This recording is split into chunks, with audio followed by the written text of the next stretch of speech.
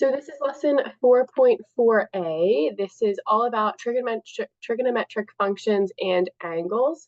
We're going to kind of extend our knowledge and definitions of trig functions today in this lesson. So you'll see what I mean on this next first slide. We're also going to talk about the signs of trigonometric functions, meaning whether they're positive, negative, and in what quadrants they are positive and negative. So let's first check out this definition of trigonometric functions at any angle. So I'll give you a moment to jot this definition down. Quite a bit to write down here on the screen. It says, let theta be any angle in standard position, and let P be x comma y is a point on the terminal side of angle theta. So in the most recent lessons, we are talking about angles in standard position. They're in quadrant 1. Their initial side is on the positive x-axis, and then the terminal side is that side that moves around. Point P, x comma y, is on that terminal side. So we just have an example here of an angle theta drawn in standard position. And that point P, x comma y, is labeled. Notice we also can drop down a line from that point P, and we then have a triangle. We have a right triangle. And we are going to call the side that's on the horizontal side, side x, and then we're going to call this vertical side, side y. And we're going to also call this, the hypotenuse, r, specifically because that is a radius of a circle. If we were to send this all the way around, we'd have a circle. And so that's why we use the variable r. And so r, we know if we were trying to find r, we're going to use Pythagorean theorem because we have a right triangle. So it says if r equals the square root of x squared plus y squared is the distance from 0, 0 to xy, the 6 trig functions of theta are defined by the following ratios. So these are our new definitions of the trig functions. Prior to this lesson, our definitions were SOHCAHTOA. We knew sine as opposite over hypotenuse. That's the definition of sine. Trig functions are a ratio of two sides of a triangle. So opposite over hypotenuse, it's still technically the opposite side and the hypotenuse. We are just defining it, a new definition, a little bit differently. So notice here's your angle theta, your opposite side is y. So now we're going to use y in for our definition of sine. And our opposite over hypotenuse, our r side, is what we use to define the hypotenuse. And then the x side is our adjacent side. So from this point forward, we are no longer going to be referring to it as SOHCAHTOA, opposite over hypotenuse. We are going to be using these variables to define our trig function. So this is super important, and definitely want to make sure it's in your notes. So sine is y over r. Cosine is x over r. Opposite hypotenuse, adjacent hypotenuse. Tangent is opposite over adjacent, which is y over x. And then we still have these reciprocal functions. They still flip. Cotangent is x over y. Secant is r over x. And cosecant is r over y. Obviously, we know the denominators can never be 0, or else it'd be undefined. A note to make here is r is always positive.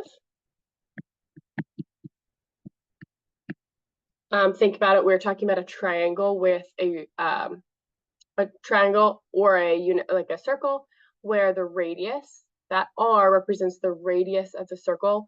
A radius of the circle always has to be positive. I can't have a negative radius. I wouldn't have a circle then. And so this represents any angle. That's what we're talking about, trying to find trig functions of any angle. If we are in the unit circle, though, which we've learned about yesterday, I believe, in the unit circle, and you should have learned this yesterday, r, that radius, that hypotenuse, is always 1. And we're going to look at two examples right now where r is not 1 and how we're going to write the trig functions. But if we're on the unit circle, r is always 1. Okay, so let's check out some examples here of writing those trig definitions. So example 1, let P, that point on the terminal side of an angle, be 1 comma negative 3. Find each of the 6 trig functions of theta. So first what we can do is visualize that. We have 1 comma negative 3. Here is that point on the terminal side. Let's think we've got x equals 1, y equals negative 3. I need to find the r, and I'm going to do that by using Pythagorean theorem. So I've got 1 squared plus negative 3 squared equals r squared. 1 plus 9 equals r squared.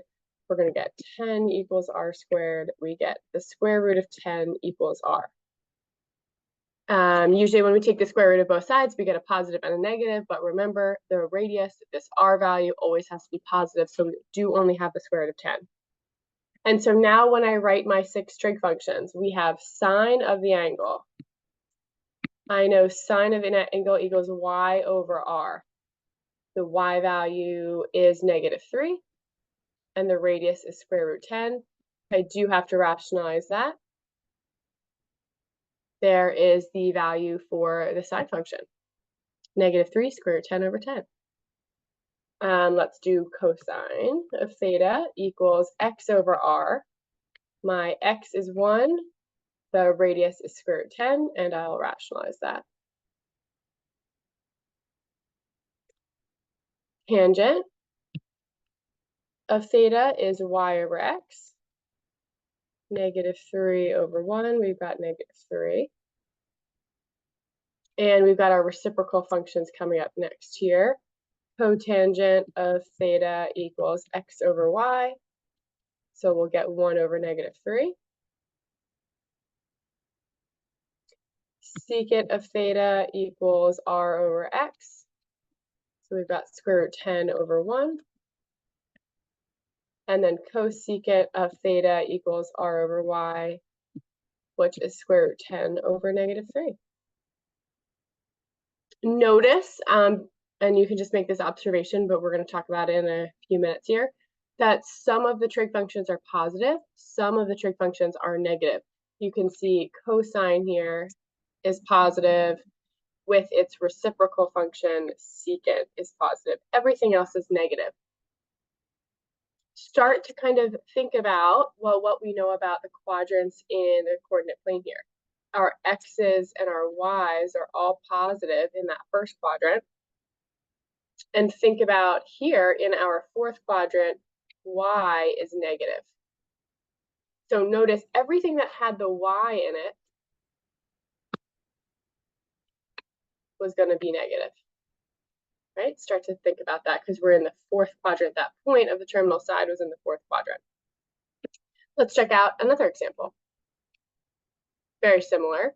Let P be 1 comma 0, be a point on the terminal side of theta. Find each of the 6 trig functions of the angle theta. Okay, so let's get a good visual here. 1 comma 0, that's on the coordinate plane, the positive x-axis. Our x value is 1, our y value is 0. We're going to use the Pythagorean theorem to find r. So I've got 1 squared plus 0 squared equals r squared. 1 plus 0 equals r squared. 1 equals r squared. We get 1 equals r. Now that we know what r is, we can write the 6 trig functions here. Sine of theta equals y over r. That is looking like 0 over 1, which is just 0.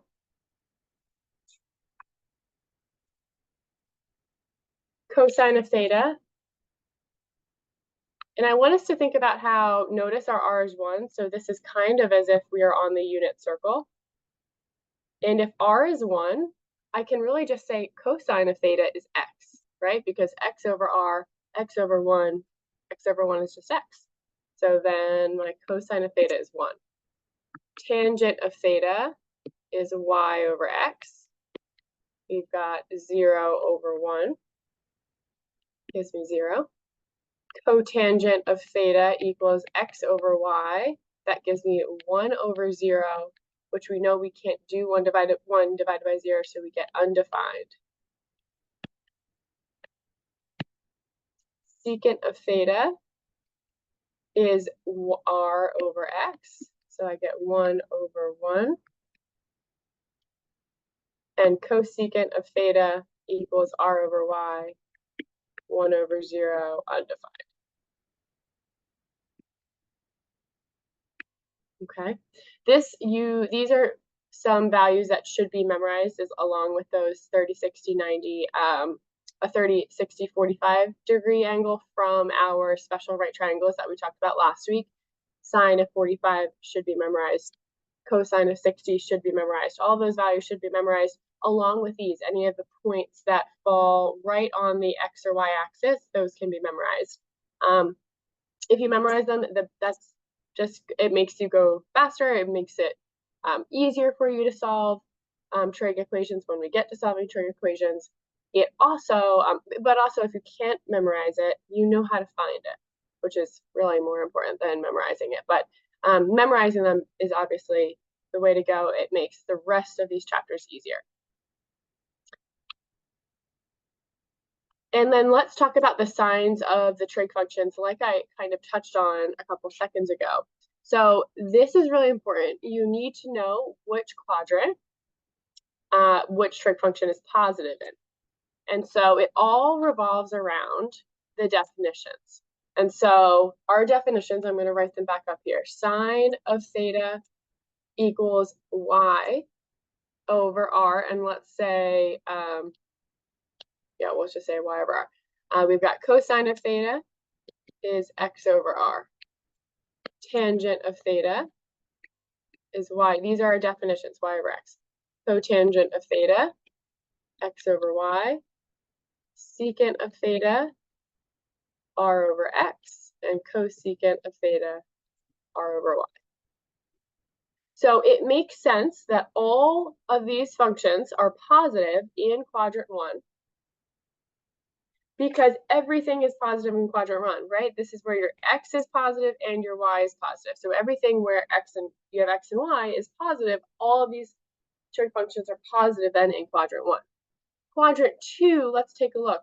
Quadrant 2, y is positive, and x, these are your negative x values right here.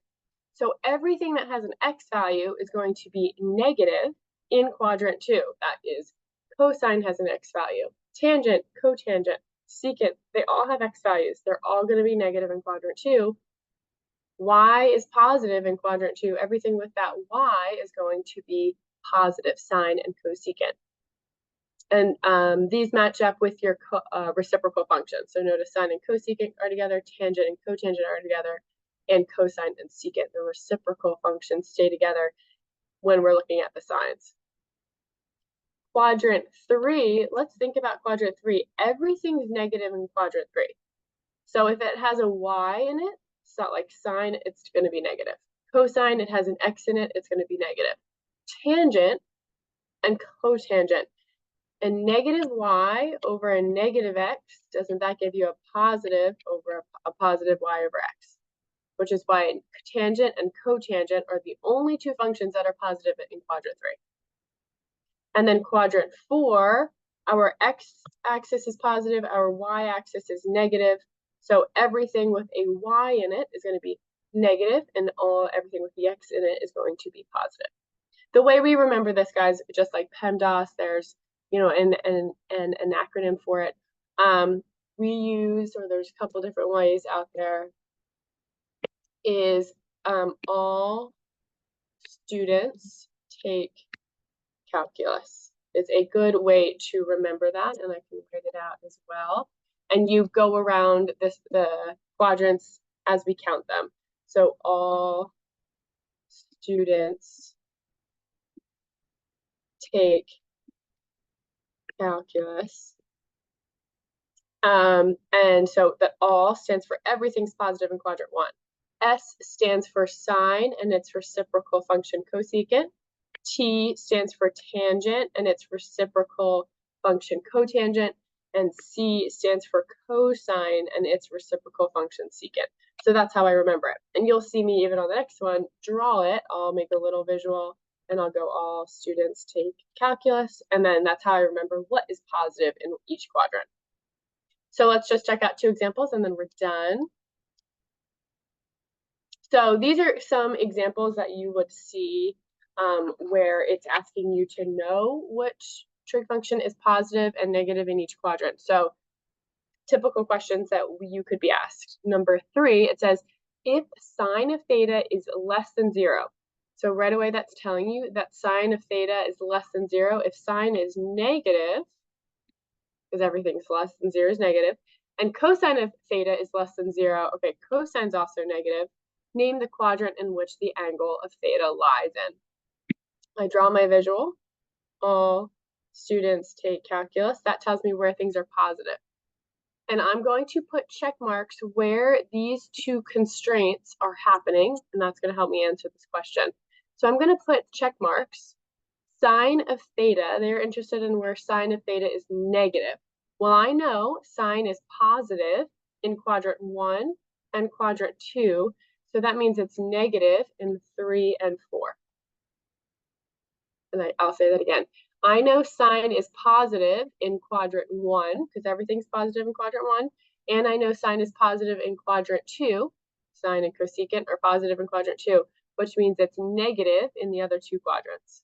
Here, here. So this is for, I'll put the orange for sine. And then we want to put check marks where cosine is negative. Well, I know it's positive in quadrant 1 and 4, right? Cosine, everything's positive in quadrant 1. And the C for calc stands for cosine, that's quadrant 4, is positive in quadrant 4. So it's negative in quadrant 2 and quadrant 3, which means both of these things happen in quadrant 3, and that's my answer, quadrant 3. Name the quadrant in which the angle lies in. If sine is negative, less than 0, and cosine is negative, less than 0. And then example 4 is another question that requires us to know about the signs of the trig functions in the coordinate plane. So right away, they're giving us 2 pieces of information, actually several pieces of information. Given tangent of theta is negative 1/3 and cosine is less than 0. Find sine and secant. So right away, they're telling us that cosine is negative and tangent is negative. They're also telling us, remember the definition of tangent is y over x. They're also telling us we've got a 1/3 and something's negative there. So let's do our check marks. All students take calculus. I'm going to figure out what quadrant we're in. If tangent is negative, that means we're in quadrant 2 and 4 because it's positive in 1 and 3. And if cosine's negative, we're in quadrant 2 and 3 because cosine is positive in 1 and 4. So that tells me right away that we're in quadrant 2.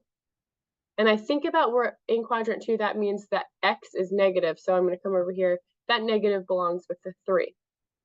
So it tells me that x is negative 3, y is 1. Guys, so far I haven't done any math. I've just taken out the information that they've given me and organized it. And then we need to find sine and secant, which means we have to find the r value. So we'll use Pythagorean theorem. Negative 3 squared plus 1 squared equals r squared. 9 plus 1 equals r squared. We're going to get the square root of 10 equals r. And now we can use all of that information to write down what they're asking us. Sine of theta, we know sine is y over r. And we will rationalize that. Notice sine is a positive value, which makes sense because we're in quadrant 2, and sine is positive in quadrant 2. And then we also need to find secant of theta. Secant of theta is r over x.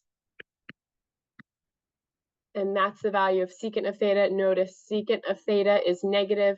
Secant is negative in quadrant 2.